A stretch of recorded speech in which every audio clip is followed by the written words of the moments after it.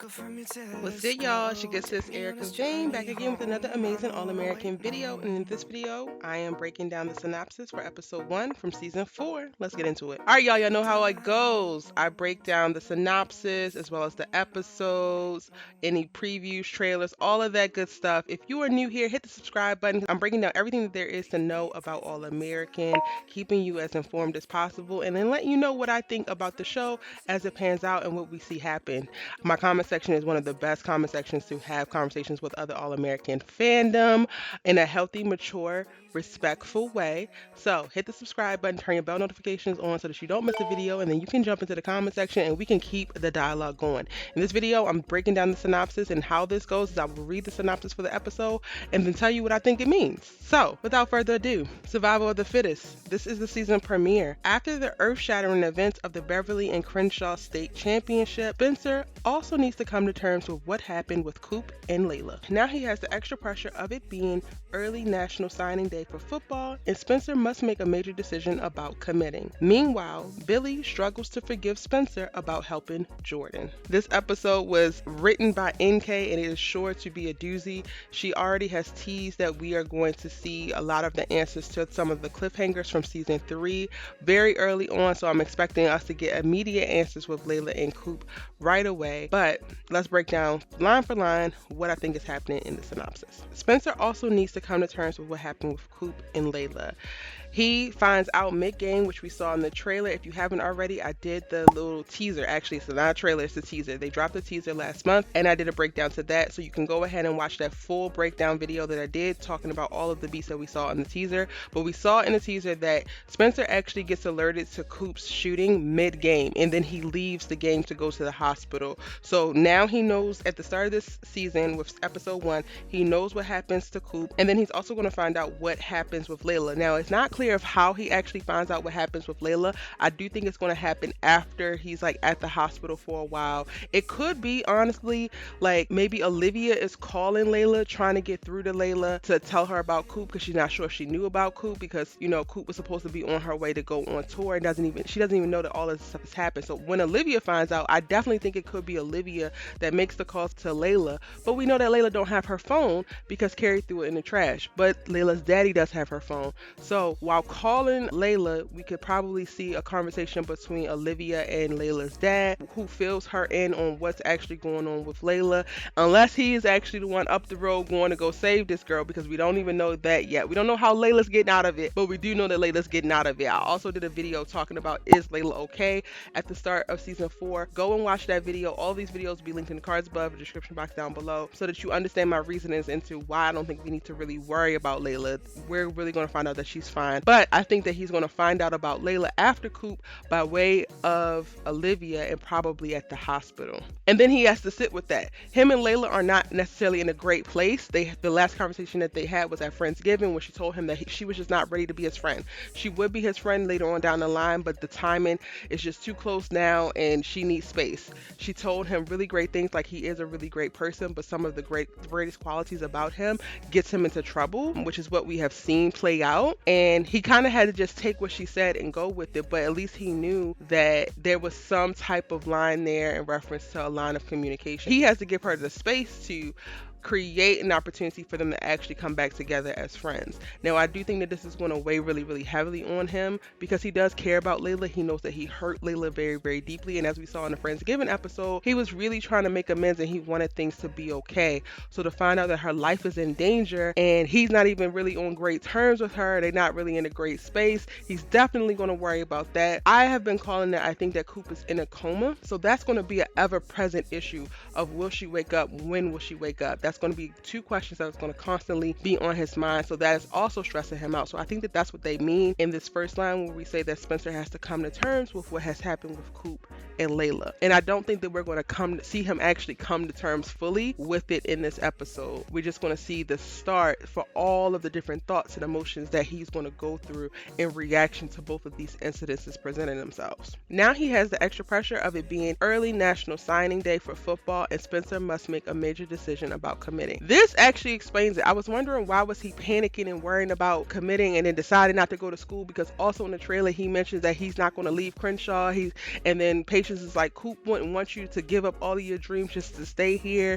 So I was wondering, why does he feel pressure to make that decision now? And now it's clear, because it's early signing day and the schools that offered him are probably wanting him to make a decision so that they can start to build their offense around him. So in all honesty, while I was like, dang, he really don't have to make a choice until later on, they probably are pressuring him to do so on the early commitment date, because now he does have multiple offers. I think the real pressure and problem is going to come in not only with Coop being in the state that she's in and him not knowing if she's going to be okay and not feeling like he can leave Crenshaw while she's in a coma, right? But also, one of his top offers is Toledo State, but Spencer really wanted to go to UCLA. So while it was great that he got the offer from Toledo State, he don't want to go there. Spencer wants to go to UCLA, and I think that that's also going to be something that we see play out in reference to his struggle. And I hope he doesn't go down this path, but it's almost like Coop is in danger. She could die. She's probably in a coma, and I'm not even going to the school that I actually want to go to anyway. None of this looks like what I thought it would look like. Then why should I do any of it? And I could definitely see that being his train of thought. But y'all let me know what you think. Do you think that that's what he's thinking about, or why do you think that Spencer's feeling a lot of pressure around signing early or making this decision? And why do you think that he's actually like fully considering really quitting football again when he's so close? Meanwhile, Billy struggles to forgive Spencer about helping Jordan.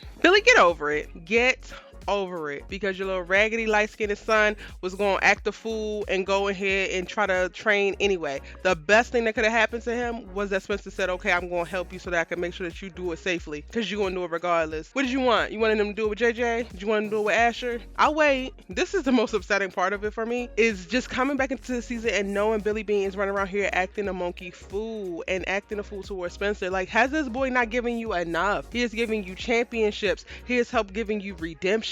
He's giving you a damn best friend in him. Like, what else do you want from this boy? What else do you want from this boy? He's basically raising your kids for you. So at this point, like, you really need to let him be. Honestly, Billy, because I'm finna be on your head all season 4. You need to leave Spencer be. He got enough things on his plate. And honestly, I don't even want it to be where he leaves Spencer B because he finds out about Coop. He needs to leave Spencer B before he finds out about Coop, because then it's going to be all fake, because you still going to have this smoke for him behind a decision that your son made that you don't want to hold him accountable for. And in season 4, I'm going to let y'all know right now, if anybody is running around still holding Spencer way more accountable than everybody else around him, everybody's catching smoke. Because Billy holds Spencer way more accountable than he does Olivia, than he does Jordan, than he does anybody. And I had enough. Everybody do. Because Spencer carries himself like this dope young man who, yes, he's not perfect, he makes mistakes, but he owns his mistakes, he apologizes for his mistakes, he atones for his mistakes, and he's always trying to move forward and be better. Yes, you can have that expectation of him, but while you're having this high expectation of this particular person in your life, you also have to rise to meet the occasion of being able to have that person in your life. Because well-to-do, amazing, evolving, aspirational people don't exist in a bubble for trash-ass people to just benefit off of and not grow or not learn or not get better in the process. Those aspirational people need to move themselves right on out of a circle that's going to stay stagnant if the only thing that's happening in the circle is everybody's expecting an aspirational person to continue to be aspirational while I can still be trash. No, we ain't finna do that, and we definitely not going to do it in season 4. Yo, I'm going into season 4, y'all. Y'all see how my energy just shifted? I just got real hype. I am going into season 4 like, protect Spencer James, point blank period. If you come in to wreak emotional, physical, psychological havoc on this young boy after he's already been through all this for 3 seasons, we gonna have smoke. And that's for everybody. There's an Erica Vane declaration: protect Spencer James. If you come in with some foolishness, please expect the smoke. And if you are watching and you are in love, infatuated, obsessed, and or whatever with the person who's coming with the smoke for Spencer, then you could catch the smoke too. Okay? Thanks, management.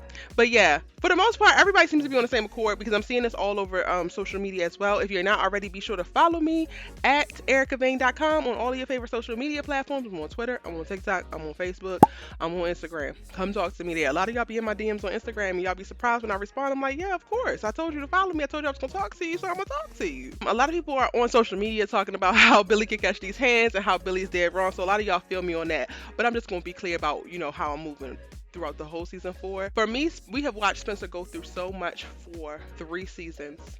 so much emotionally, physically, mentally, also, kind of spiritually as well. I've had enough, and I think that he needs a break. So that's kind of how I'm moving, y'all.